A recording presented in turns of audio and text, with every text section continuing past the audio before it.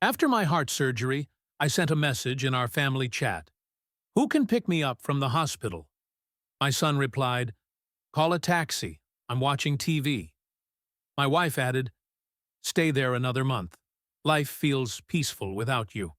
But later that evening, when they saw me on the news, their 67 missed calls went unanswered. What I did changed everything. Before we go on, don't forget to subscribe to the channel and tell me in the comments what time it is where you're watching this. The pain struck like lightning, ripping through my chest. I gasped awake, my eyes blinded by harsh white light that made my head throb. Where was I? The room spun in dizzy circles. White walls, beeping monitors, plastic tubes trailing from my arms like vines. I tried to sit up. My body screamed in protest. My chest felt cracked open, held together only by thick bandages pressing against my ribs beneath the thin hospital gown. Mr. Thompson, you're awake. A woman in a white coat appeared beside my bed. Behind wire-rimmed glasses, her kind eyes steadied me. I'm Dr. Emily, your cardiologist. How do you feel? Like I got hit by a truck. My voice was a rasping whisper, my throat raw. What happened? She checked the glowing numbers on the monitor. Her expression stayed calm. You had emergency cardiac surgery 2 days ago. A triple bypass. During the operation, your heart stopped for 47 seconds. 47 seconds. Thy choice words echoed like stones sinking into a bottomless well. Was I dead? Technically, yes, she said gently. But we brought you back. The surgery was successful. You'll recover here for 2 weeks, then slowly return to normal life. 2 weeks. I turned toward the small window. Beyond the glass, stretched the gray Dallas skyline, heavy under January clouds. No flowers sat on the table, no cards, no sign that anyone knew I was even here. A nurse entered, checking the IV line in my arm. She had a warm smile and gentle hands. Mr. Thompson, I'm Jennifer. I'll be caring for you this shift. Are you in pain? I nodded. She made a note, adjusted the medication, and within minutes, the sharp edges of agony dulled into something bearable. Dr. Emily pulled up a chair. Mr. Thompson, I need to check your memory. What year is it? 2025. Good. And the month? January. She nodded. Excellent. Now, squeeze my hands.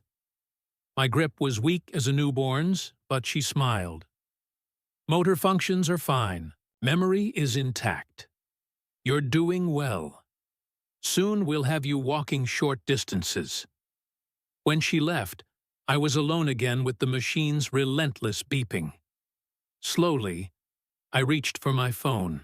Notifications crowded the screen, news alerts, spam, pharmacy reminders. But not what I was searching for. No missed calls from my wife. No messages from my son. In the family chat, the last conversation was weeks old. Evelyn complaining about yogurt at the store. Before that, Leo asking for money to fix his car. Nothing about my surgery. Not a single word about me. My fingers trembled as I set the phone down. I stared at the ceiling tiles. 47 seconds of being dead. Yet no one seemed to notice. I'd been gone. The sterile silence of the room pressed against me. The sharp hospital smell dragged me into memories I had tried to bury.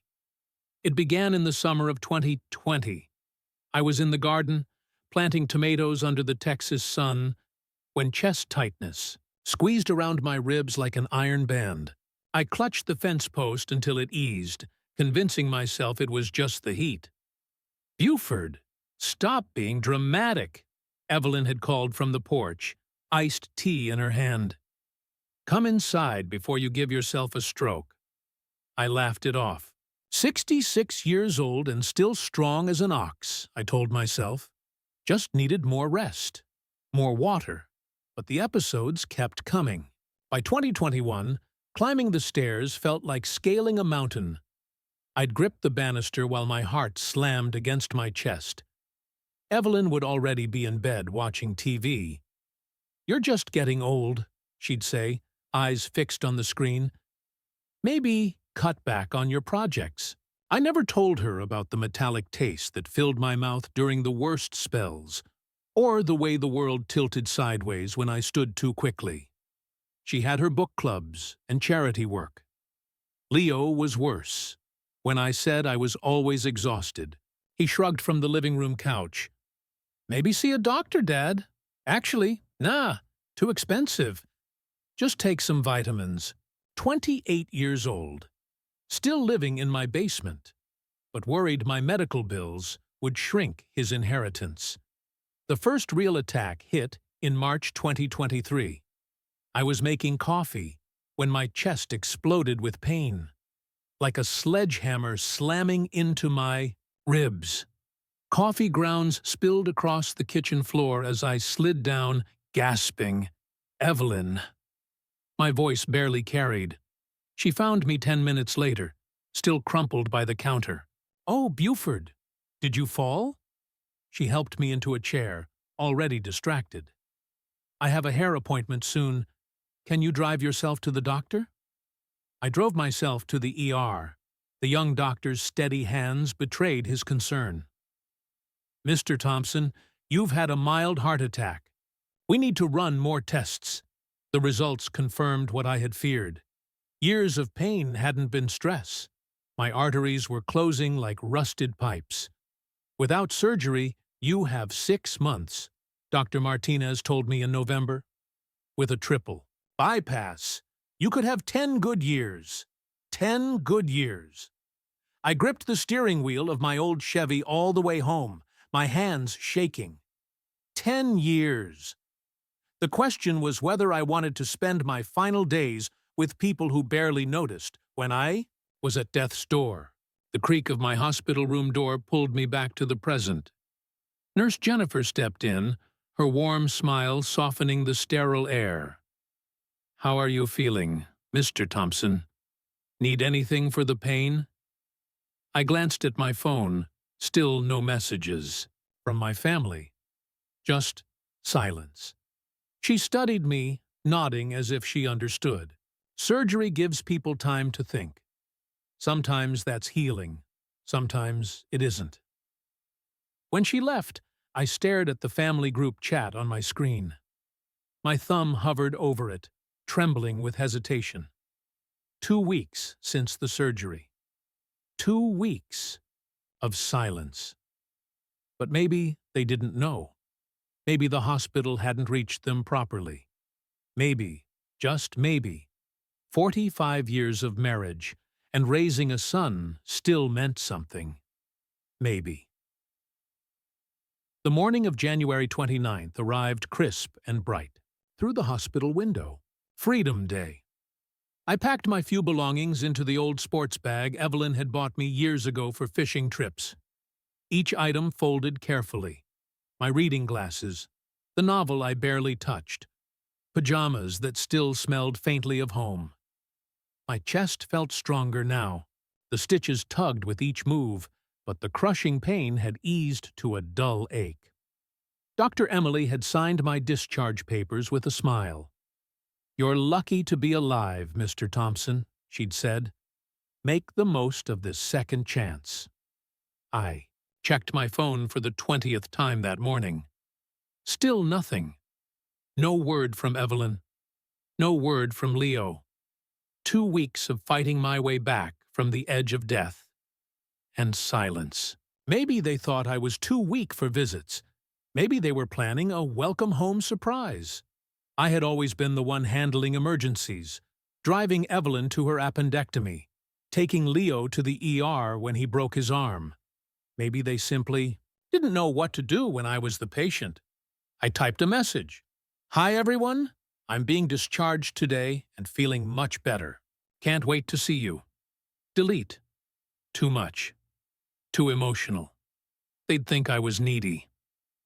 Another try. Hospital is releasing me today. Looking forward to coming home. Delete. Still wrong. One last attempt. Doctor says I can come home today. Would love to see you. That felt right. Hopeful, but not desperate. I hit send and set the phone beside my bag. The reply came faster than expected. Leo's name lit up first. Call a taxi. I'm watching TV. I read it 3 times, disbelieving.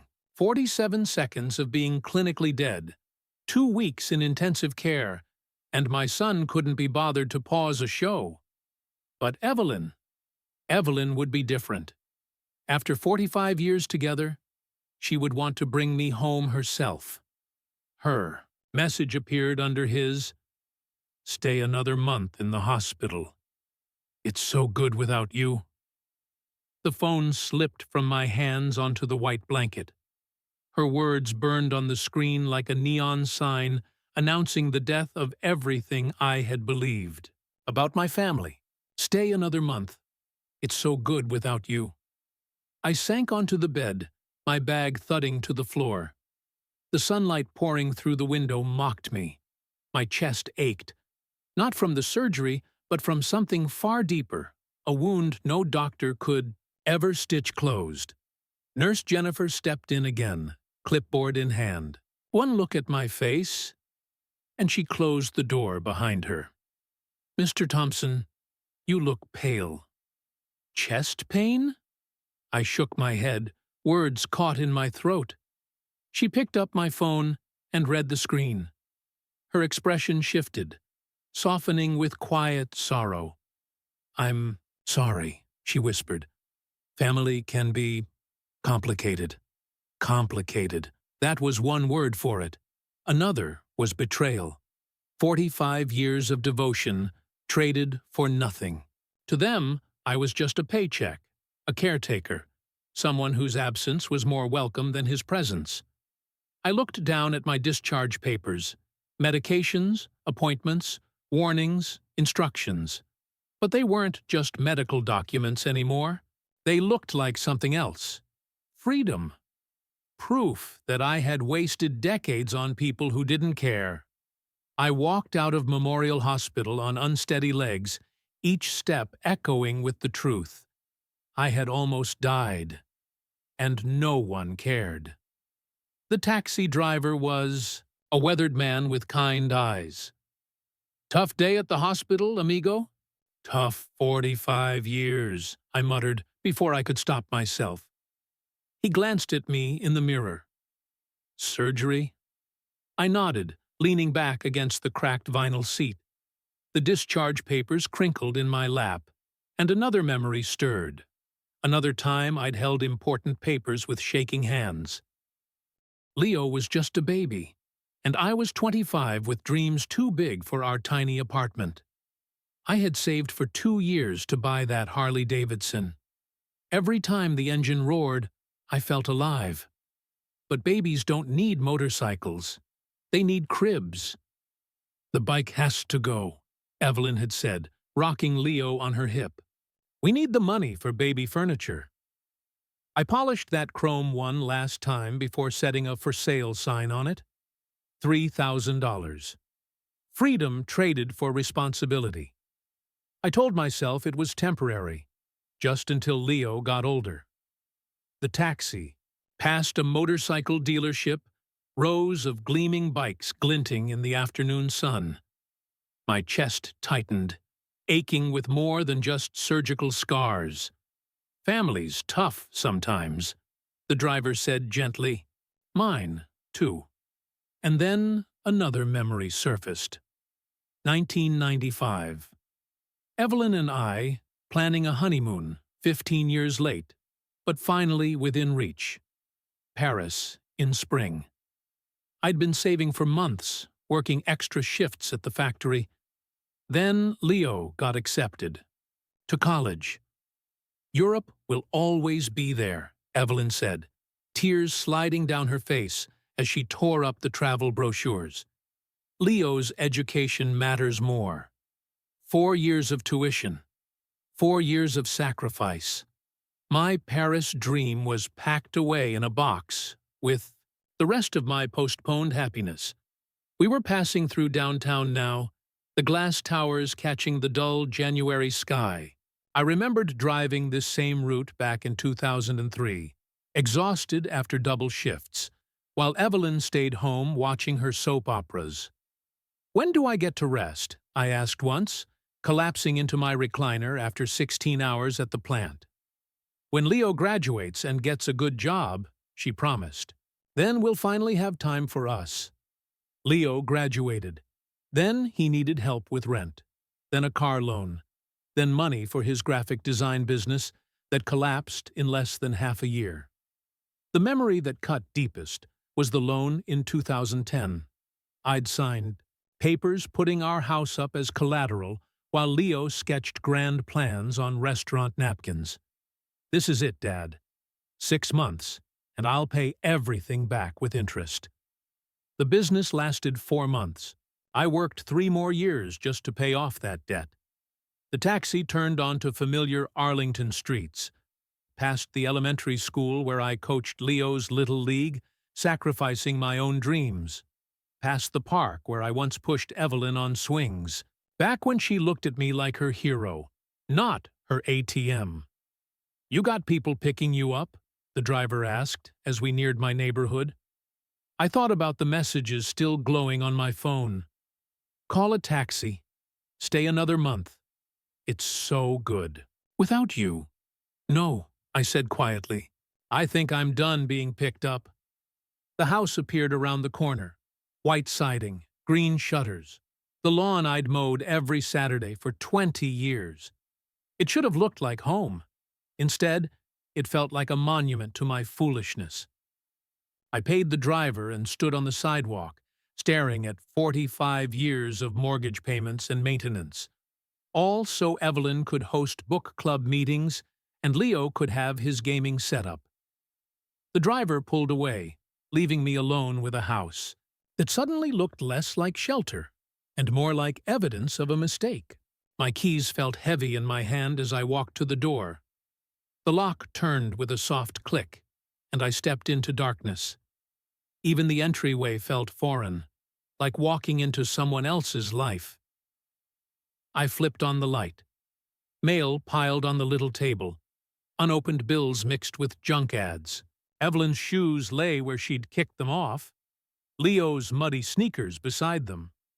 No one had bothered cleaning in weeks. The living room was worse. Leo's gaming setup had taken over like a teenager's bedroom. Energy drink cans stacked into a pyramid on my coffee table. Pizza boxes piled beside my recliner, the chair I bought with overtime money 15 years ago. They'd been having parties. My absence hadn't caused grief. It had sparked celebration. The kitchen told the same story. Dishes stacked in the sink. Takeout containers stuffed in the trash. The fridge filled with expensive wine and premium, ice cream, luxuries they'd bought while I was fighting for my life. But the final insult was my study. They'd turned it into storage. Evelyn's craft boxes covered my desk. Leo's old computer parts stacked on my shelves. Dust blanketed the family photos I'd arranged so carefully. 47 seconds. I'd been dead for 47 seconds, and already they had claimed my space. I sat heavily in the one chair left untouched. The safe combination was still burned in my memory. Leo's birthday. How fitting. The safe opened with a soft mechanical sigh. Inside, my will sat in its blue legal folder. I pulled it out, hands steady, and read the words I'd once written with love. To my beloved wife, Evelyn Thompson, the house and all personal property. To my son, Leo Thompson, all financial assets, to be divided equally upon my death. Beloved wife. I laughed bitterly, the sound echoing in my ruined study. The woman who told me to stay in the hospital longer because life was better without me. My son, the 38-year-old who couldn't pause his TV show long enough to check on his dying father. I looked at the photos on my dusty shelves. Our wedding pictures, two young people full of hope. Leo's baby pictures, tiny hands reaching for the camera. Vacation photos, trips I paid for but barely enjoyed, always worried about money. In every picture, I was smiling. The provider, the protector, the fool. I pulled out my phone and searched. Estate Attorneys Dallas. The screen filled with names. People who knew wills could be changed. That inheritance was a privilege, not a guarantee. At the top of the list, Jonathan Hale and Associates, experienced in estate planning and charitable giving. Perfect. I looked around my study one last time, at the boxes on my desk, the dust on my belongings, the proof of my family's indifference. Then I looked at the will in my lap. Tomorrow, I would call Mr. Hale. Tomorrow, I would correct the biggest mistake of my life. Tonight, I would plan how to give my family what they truly deserved. Nothing. The elevator climbed floor by floor, each number carrying me closer to justice. 15 floors up, in a Dallas high-rise, Jonathan Hale waited, with the power to rewrite my family's future. A week had passed since my homecoming revelation. 7 long days of research, planning, and gathering every document I could find. That's when I discovered the American Heart Disease Foundation, a charity dedicated to families in the middle of cardiac emergencies. Finally, people who truly valued the gift of life. The elevator doors slid open to a hallway lined with polished mahogany and brass. On frosted glass doors, the words Hale and Associates gleamed in gold. "Mr. Thompson?"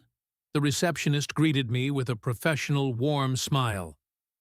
"Mr. Hale is ready for you."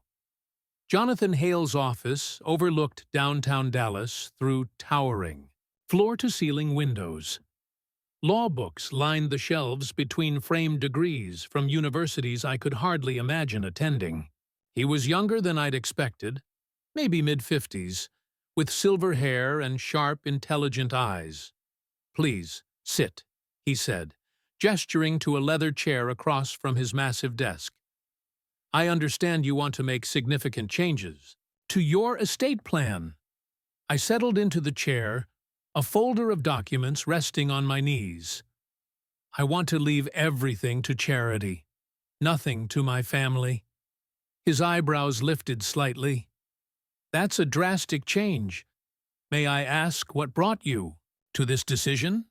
So I told him about the surgery, about being clinically dead for 47 seconds, about 2 weeks in the hospital with no calls, no visits, and about coming home only to find my family had been enjoying life while I fought for mine.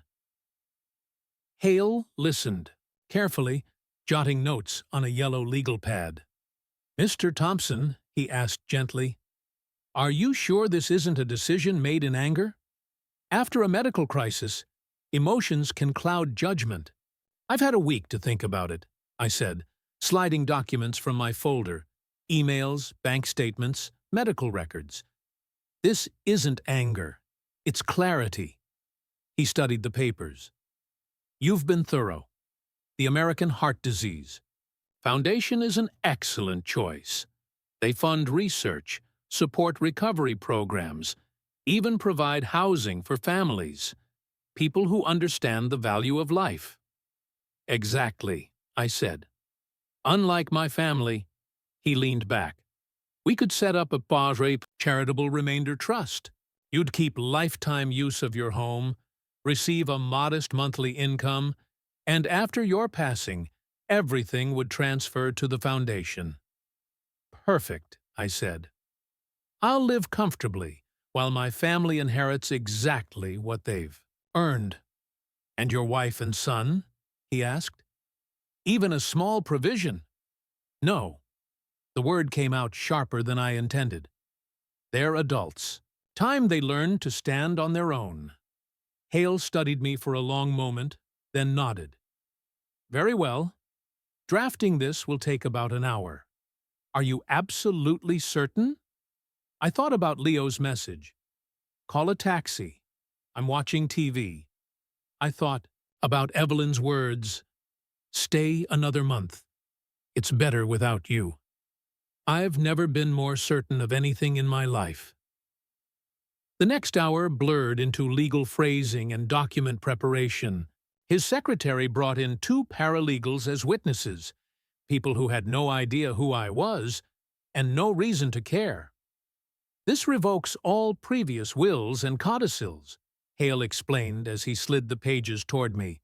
Upon your death, your home and all assets transferred to the American Heart Disease Foundation. You retain lifetime residence rights and a modest stipend. I read every line twice. No mention of Evelyn. No mention of Leo. Just clean legal language that turned their comfortable expectations into a very different reality. The signing itself was simple. 3 signatures, 2 witnesses, 1 notary stamp, 45 years of sacrifice for an ungrateful family erased with a stroke of ink. I'll contact the foundation this week, Hale said, handing me certified copies. They'll want to meet with you and possibly discuss a media announcement. Media announcement? I asked, smiling for the first time that day. I like the sound of that. Recognition for charity. Embarrassment for my family. The key foundation's offices are right here in this building, he added. 12th floor. Their media coordinator, Luna Mills, is excellent at handling stories like yours. I tucked the copies into my jacket and shook his hand. His grip was firm, respectful. You're giving a generous gift, Mr. Thompson, he said. The foundation helps hundreds of families every year. Families who deserve help, I replied. Unlike mine. The hallway seemed brighter as I walked back to the elevator. Behind me, Hale's office was the machinery of justice. Ahead, the foundation waited, ready to turn private satisfaction into public vindication. The elevator doors opened 3 floors down to reveal a bright reception area decorated with heart health posters and success stories from grateful families. Mr. Thompson! Luna Mills stepped out from a corner office, her warm smile balanced with sharp professional efficiency. I'm Luna Mills, media coordinator. Thank you for choosing our foundation. Her office walls displayed awards and framed newspaper clippings from fundraising campaigns. This was someone who understood the power of a story. Please sit, she said, motioning to a chair across from her desk. Your attorney mentioned you'd like to make your donation public. Tell me about your situation. So I did. The surgery. The 47 seconds. The silence in the hospital. The cruel messages from my family. Luna listened carefully, her pen moving, quickly across a yellow pad. This is powerful, she said finally. Your story could save lives. People need to understand how vital family support is during a medical crisis. If my pain can help someone else, then it's worth it. She picked up her phone and dialed. Channel 8. This is Luna Mills at the Heart Foundation. I have a story for you. A local man is donating his entire estate after his family abandoned him during heart surgery. The call lasted only 10 minutes, but Luna's eyes shone with excitement. They can send a crew to your house this afternoon? Perfect timing. Heart Disease Awareness Week starts Monday. The morning flew by as we prepared. Luna coached me on the key points: the importance of family support, the Foundation's mission, the reality of cardiac recovery. But above all, she urged me to tell the truth about my family's abandonment. Don't hold back, she said firmly. People connect with raw honesty. Your story will touch hearts and save lives. By noon, we were downtown at Channel 8's studio. The producer, Jennifer, a sharp-eyed professional, understood instantly why this story mattered. A man donates his home after being told by his own family to stay in the hospital longer? She shook her head. Viewers will feel this one. The interview went smoothly under the bright lights and polished cameras. I'd practiced Luna's questions, but the anchor, David Martinez, blended sympathy with precision. Mr. Thompson, what went through your mind when you read those texts from your family? I steadied my voice. I realized love should be mutual. Gratitude is a choice, not an obligation. For 45 years, I put my family first. When I needed them most, they chose otherwise. Why donate specifically to heart research? David asked. They saved my life when my heart stopped for 47 seconds. My family didn't care whether I lived or died. The foundation did. After the studio segment, the crew followed me home to Arlington. Neighbors peeked through their curtains as the Channel 8 van pulled into my driveway. Cameras captured the house that would soon belong to the foundation. Inside, David asked more personal questions while the cameras rolled. We sat in my living room, the same space where Leo had expanded his gaming setup during my hospital stay. This is where you recovered, David noted. And this is where I discovered my family had been living comfortably without me, hosting parties, ordering lavish meals, even using my study as storage. The cameras panned over family photos. A wedding, Leo's graduation, vacations, all funded by my sacrifices, all silent witnesses to my misplaced devotion. Do you have any regrets about this decision? David asked. I looked into the camera. Only that it took me 68 years to recognize my own worth. By late afternoon, filming wrapped. David shook my hand with genuine respect. This airs tonight at 6. Other stations will likely pick it up. That evening, I ate alone at a quiet restaurant, my phone buzzing with brief updates from Luna about social media prep. At exactly 6 o'clock, I watched my face appear on the restaurant's television. The anchor spoke with perfect drama.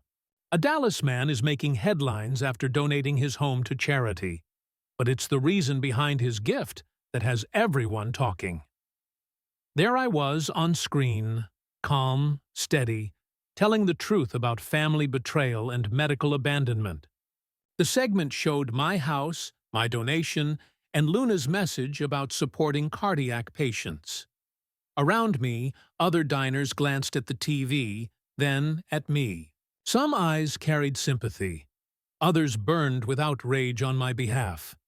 My phone stayed silent. Luna had advised me to let the story spread on its own.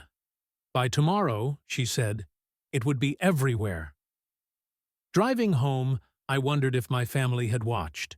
They rarely missed the local news, usually bickering about politics or complaining about the weather.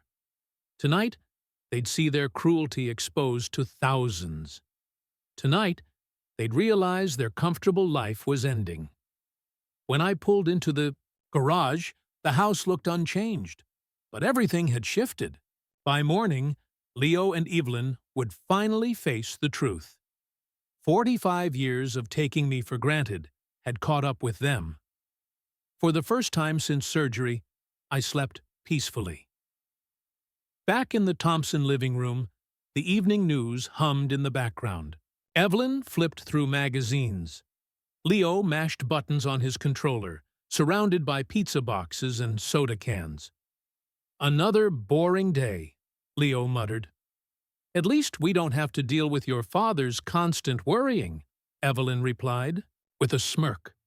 They both laughed, unaware their world was seconds from collapse. The anchor's tone shifted. A Dallas man is making headlines after donating his house to charity. But it's the reason behind his decision that has everyone talking. Leo's controller slipped from his hands. On screen was their house. White siding, green shutters, the oak tree in front. "Mom," he whispered, "that's our house." Evelyn's magazine dropped to the floor. They stared in horror as the camera panned across their property. And then, my face filled the screen. "Oh my God," Evelyn gasped. "That's your father." They sat frozen as my words cut through the room. When I asked my family to pick me up from the hospital, my son told me to call a taxi. My wife said I should stay longer because life was easier without me. Leo went pale. He recognized his exact words. Evelyn covered her mouth as her own message echoed through every home in Dallas. Evelyn screamed at the television, her voice sharp with disbelief. "This is impossible! He can't do this! That's our house!" The news anchor's voice droned on, explaining Buford's decision to donate everything he owned to the Heart Disease Foundation. No mention of family, no inheritance, no provisions for Evelyn or Leo. "Call him!" Evelyn grabbed her son's arm, shaking him. "Call him right now!" Leo fumbled for his phone, hands trembling as he dialed his father's number. Straight to voicemail. "Dad, it's Leo. We just saw the news. What are you doing? Call us back immediately." Evelyn yanked the phone and tried herself. Still voicemail. "Buford Thompson, this is your wife. Call me back this instant. This is insane." For the next hour, they called again and again. 10 attempts. 15. By the time they hit 20, the phone stopped ringing altogether, dropping directly to voicemail every time. Meanwhile, the story spread like wildfire across social media. Leo's Facebook feed flooded with shares of the news segment. Neighbors and friends commented furiously, recognizing their home and calling the family selfish. "Look at this." Leo shoved the phone at his mother. "Everyone thinks we're monsters.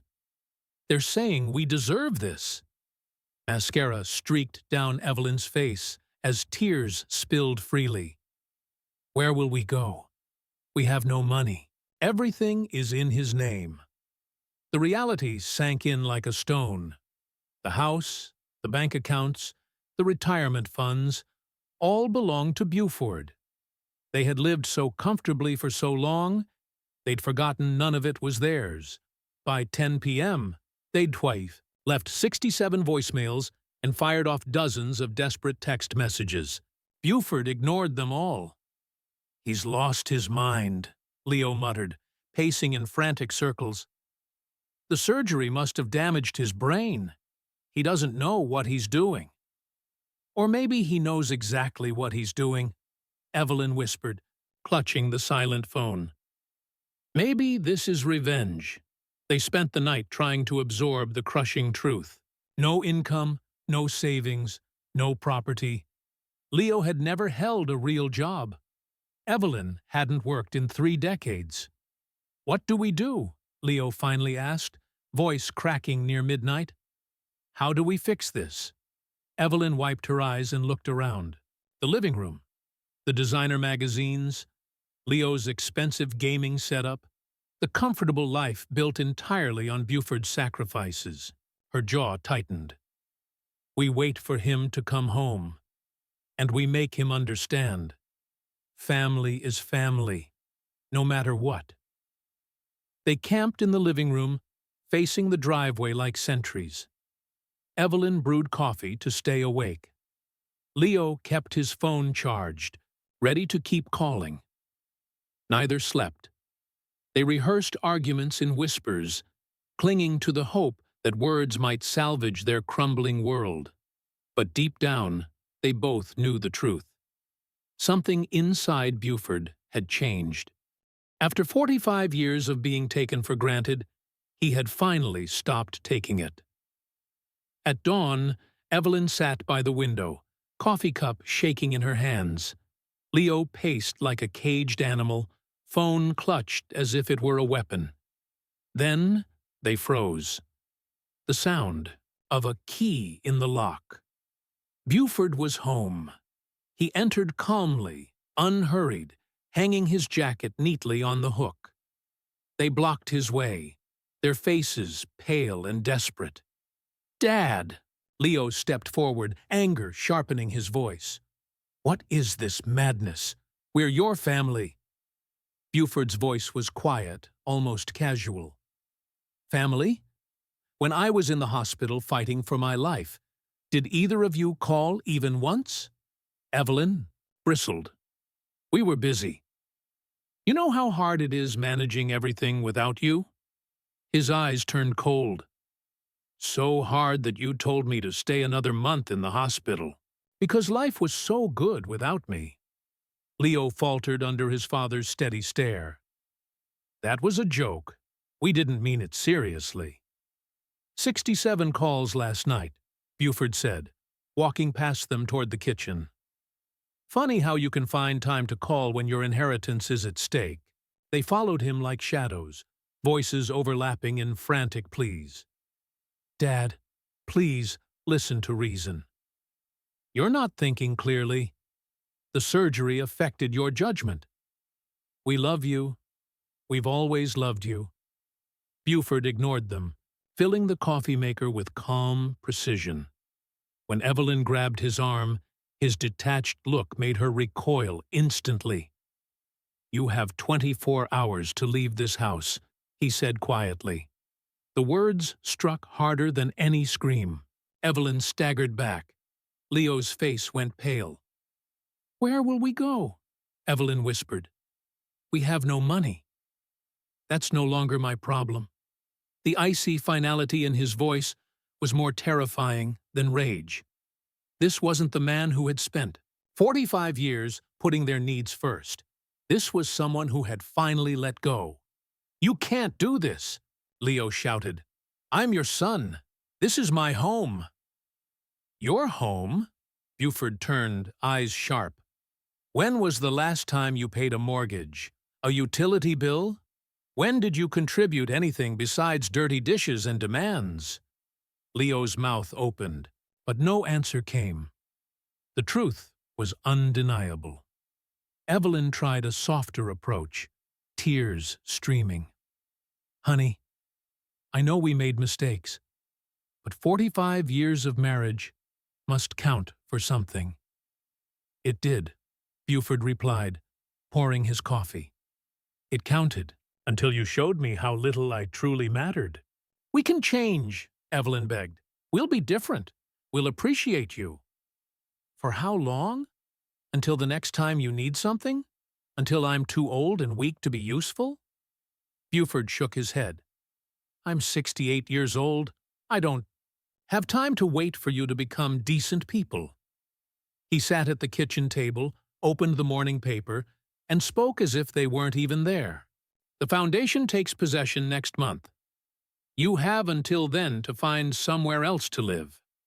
Leo slammed his hand on the table. "This is our house, too." Buford didn't flinch. "Check the deed. Check the bank accounts. Look at any legal document you can find. Everything is in my name, because I earned it, while you lived off my work." The morning sun poured through the kitchen window, casting light on their sudden helplessness. For 45 years, they had believed Buford would always be there, always providing, always forgiving. They were wrong. Evelyn dropped into a chair, her body trembling as the truth finally sank in. Leo stood frozen, watching his inheritance vanish with every word from his father's mouth. "When I return from my walk," Buford said, slipping on his coat, "I expect to see packing boxes." He checked his watch. Exactly 9:20 a.m. Without another glance, he walked toward the door. "Dad, wait!" Leo stammered. 23 hours and 58 minutes, Buford said calmly, never turning back. Then the door closed with a soft click. leaving Evelyn and Leo sitting in the wreckage of their comfortable illusions. Outside, Buford stepped down the street he had called home for 20 years, feeling lighter with every stride. Through the kitchen window, he could still see them, stunned and silent. Justice, he realized, carried an unexpected peace. When I came back from my walk, the packing boxes were already stacked by the door. They knew I meant every word. Through the window, I saw Evelyn frantically wrapping dishes in newspaper, while Leo hauled his gaming gear to the car, trip after trip. I settled into the rocking chair on the porch, coffee in hand, with a perfect view of their frantic efforts. The morning was crisp, the sky clear, a flawless day for new beginnings. "Dad, this is your last chance," Leo shouted, struggling with a computer monitor. "We can fix everything." "You had 45 years. For chances," I replied, eyes still on my newspaper. Evelyn appeared in the doorway, hair disheveled, eyes red from crying. "Buford, honey, I'm sorry about that message. I wasn't thinking clearly." "That's the problem, Evelyn. You never think about anyone but yourself." The house was chaos. 45 years of possessions, and less than a day to decide what mattered. Evelyn darted inside again and again for just one more important thing, while Leo argued with himself over whether old video games were worth the trunk space. By noon, Mrs. Henderson from next door wandered over, drawn by the commotion. "Everything all right, Buford?" she asked, watching the whirlwind of boxes. "Just some family changes," I said pleasantly. She nodded, though her curious glances made it clear she'd heard the whispers. By now, the whole neighborhood probably knew. Leo's appeals grew more desperate as the hours passed. First, anger. "This is insane. You can't survive without us." Then bargaining. "What if we pay rent? What if we cover expenses?" Finally, pleading. "Dad, where are we supposed to go? Mom hasn't worked in 30 years. "I've lived 68 years, I answered evenly. "I'll manage." Evelyn tried everything. Tears, health scares, reminders of vows, of memories. None of it touched me. I'd seen this show too many times before. By 4 o'clock, both cars were stuffed beyond capacity. Clothes jammed into every crevice. Furniture, appliances, and boxes abandoned. "We'll be back," Leo muttered, loading the final box. "You can't keep us out forever." "You're welcome to visit," I said, "after you call first and ask permission." Evelyn lingered, by her car, keys in hand, staring at the house she'd called home for 2 decades. For a moment, I almost felt pity. Almost. "I never thought it would end like this," she whispered. "Neither did I admitted. "I thought you'd learn to appreciate what you had." At exactly 6 o'clock, 24 hours after my ultimatum, both cars rolled out of the driveway. Evelyn was weeping. Leo was furious. But they were gone. I remained on the porch until nightfall, watching the sun sink over my quiet neighborhood. For the first time in 45 years, I was truly alone. And the silence was beautiful. Inside, the house seemed enormous. My footsteps echoed through empty rooms. No TV blaring, no fights about money, no endless demands. I went to my study and opened a drawer I hadn't touched in years. Inside lay travel brochures I had hidden away for 2 decades. Colorado mountains, Arizona deserts, the great national parks I'd dreamed of but never had time to see. Time. Now, I had nothing but time. Now, at last, I could open them without guilt. February passed quietly as I settled into solitude, planning my first true adventure since before my marriage. In March, I set out on my very first trip to Big Bend National Park in Texas. I had never camped alone before, never driven anywhere, simply for the joy of it. The desert stunned me with its raw beauty. Endless skies, ancient stone cliffs, and silence that seemed to stretch for miles. One evening, as I sat beside a campfire, I met Matthew, a retired teacher from Oklahoma. He glanced at my brand-new camping gear. "First time out here?" he asked. "First time anywhere," I admitted. "I'm 68, and this is the first trip I've ever taken just for pleasure." Matthew chuckled warmly. "Son, it's never too late to start living for yourself." April carried me north to Colorado. With upgraded camping gear and more confidence, I braved winding mountain roads. The thin air tested my recovering heart, but peaceful hikes through pine forests gave me energy I hadn't felt in decades. That month, I rediscovered photography, buying my first real camera in years. The mountains begged to be captured, snow-capped, peaks mirrored in crystal lakes, wildflowers spilling across meadows, sunrise painting granite cliffs in gold. May brought new friendship. Emma, a widow from Denver, taught me advanced photography techniques in a seniors hiking group. We spent hours talking about light and composition while trekking along trails my cardiologist would have forbidden just 6 months earlier. "You're glowing," Dr. Emily said during my next checkup. "Your recovery is remarkable. What's changed?" "Everything," I told her. "I'm finally living for myself." Meanwhile, my foundation work grew stronger. Luna began sharing my travel photos in newsletters, showing other heart patients that life after surgery could be an adventure, not just survival. "Your story has already saved dozens of families," she told me in June. "You've reminded them to value each other while they still can." But the moments I cherished most were spent speaking with new heart patients, men and women facing surgery, frightened and uncertain. I shared not just the medical details, but the emotional journey of rediscovering self-worth. "Family support is vital," I would tell them, "but self-respect matters even more." Summer expanded my horizons. Arizona's desert surprised me with bursts of color. Utah's red rocks challenged my photography skills. In New Mexico, ancient ruins whispered stories from centuries past. At 68, I felt stronger than I had at 58. Hiking, fresh air, and stress-free, purposeful living had transformed both body and spirit. Matthew and Emma became regular traveling companions.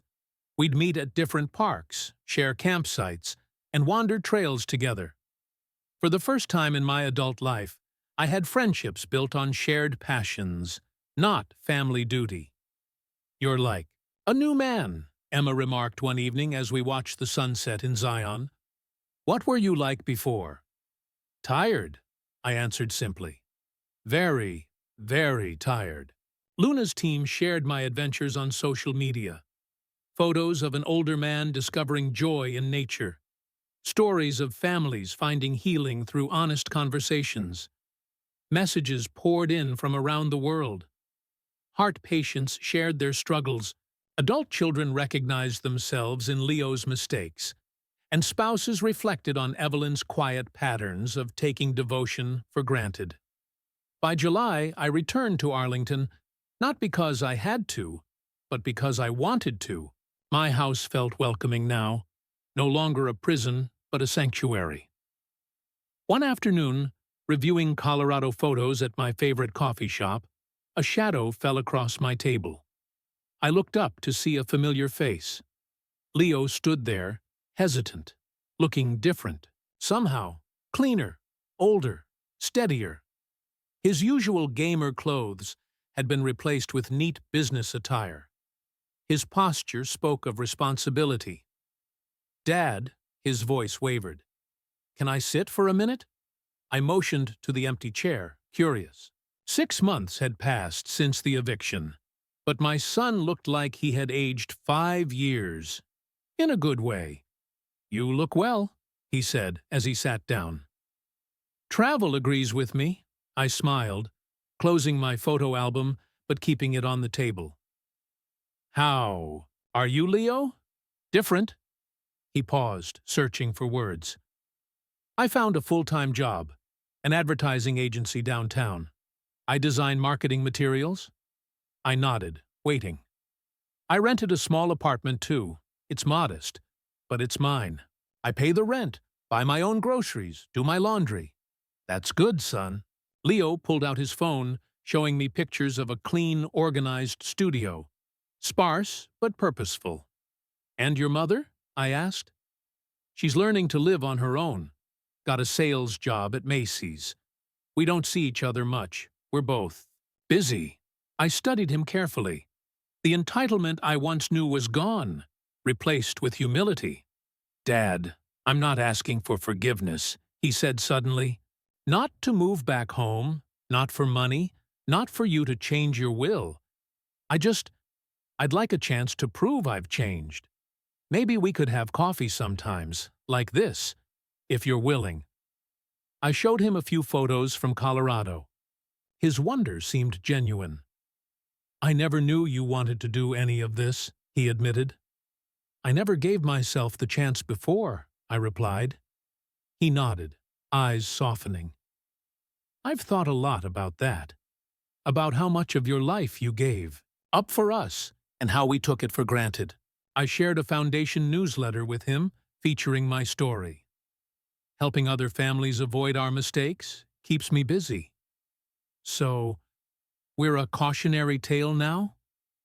"We're a learning opportunity," I said gently. We talked for another hour. Leo told me about his work, deadlines, clients, the pride of earning his own paycheck. He asked about my travels, where I'd been, where I was headed. "I understand if you don't want a relationship," he said as we stood to leave. "I know trust takes time. But I needed you to know. I get it now. What we did to you. How wrong it was." Outside, I walked with him to his car. It was an old sedan, nothing fancy, but well kept. Evidence of responsibility. "Leo," I said as he reached for the door, "maybe we could do this again. In a month or so." His smile was cautious, but hopeful. "I'd like that."